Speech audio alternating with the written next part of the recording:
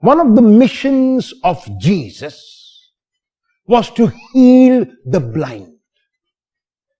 All the synoptic gospels, including the Gospel of John, gives us the miracles where blind men are healed or a blind man is healed.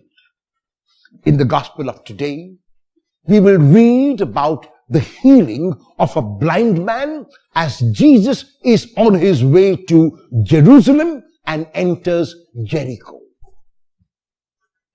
The man who cannot see with the eyes of his head is aware that something is happening because he can hear the footsteps, he can hear movement, he can hear crowds moving.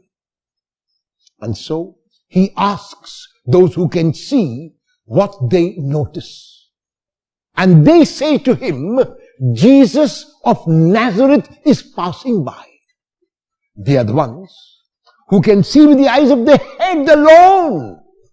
But the man who is blind externally and cannot see with the eyes of the head is able to see with the eyes of the heart, because though he is told that Jesus of Nazareth is passing by, which refers to the place where Jesus comes from, which refers to his humanity, he addresses Jesus not as Jesus of Nazareth, but as Jesus, son of David, which was a title for the Messiah.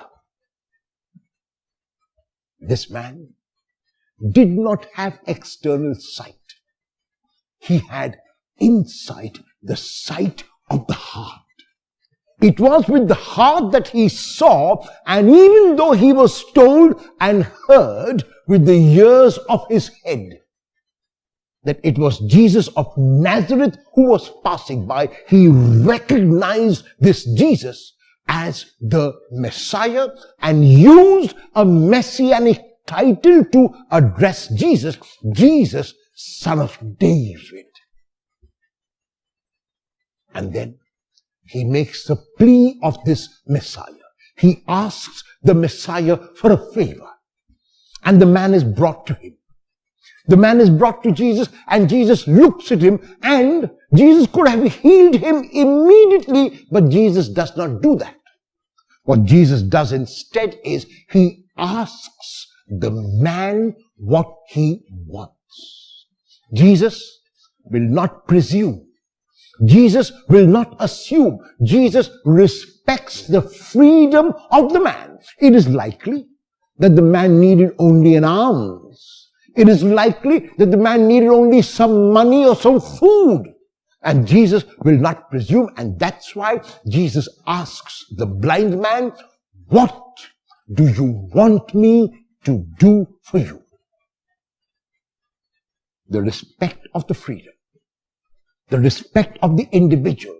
And it is the individual who must ask for what he or she wants. And this man says, Lord, let me see again. He wants to receive also his physical sight. Surely he has insight, more insight than all the crowds following Jesus who could not recognize that he was son of David, that he was Messiah.